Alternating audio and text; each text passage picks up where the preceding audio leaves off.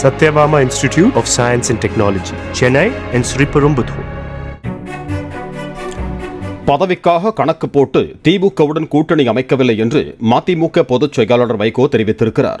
உழைப்பாளர் தினத்தையொட்டி சென்னை எழும்பூரில் உள்ள கட்சி அலுவலகத்தில் தொழிற்சங்க கொடியை ஏற்றிய பிறகு பேட்டியளித்த அவர், எந்த சூழ்நிலையிலும் திமுக தலைமையிலான கூட்டணியில் மதிமுக தொடர்ந்து இருக்கும் என்று கூறினார்.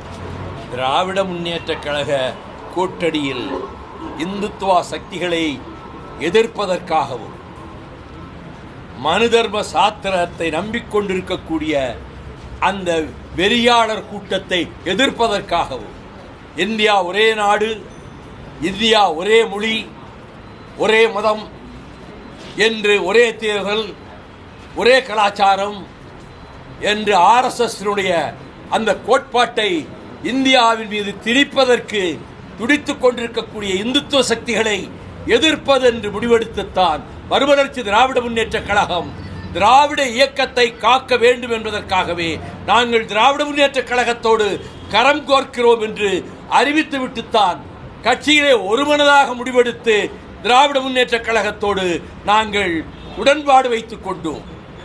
இந்த உடன்பாடு ஒரு சித்தாந்தத்தின் அடிப்படையிலே, ஒரு கொள்கையின் அடிப்படையிலே ஏற்படுத்தப்பட்ட கூட்டணியாகும், உடன்பாடாகும். ஆகவே இந்த மாதிரி பிரச்சனைகளுக்காக இந்த பதவி கொடுப்பார்களா, அந்த பதவி கிடைக்குமா என்று கணக்கு போட்டுக்கொண்டு நாங்கள் உடன்பாடு காணவில்லை.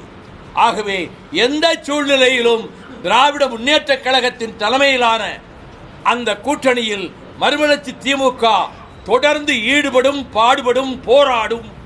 இந்துத்துவ சக்திகளை நசுக்குவதற்காக, விரட்டி அடிப்பதற்காக, அறிஞர் அண்ணா தூக்கி பிடித்த அந்த வண்ண கொடியை காப்பதற்காக மறுமலர்ச்சி திமுகவும் அதிலே முயன்று முன்னின்று முழுமூச்சோடு பாடுபடும் என்பதை நான் பத்திரிகையாளர்கள் மூலமாக நாட்டு மக்களுக்கு தெரிவித்துக் கொள்கிறேன். Satyabama Institute of Science and Technology, Chennai and Sriperumbudur.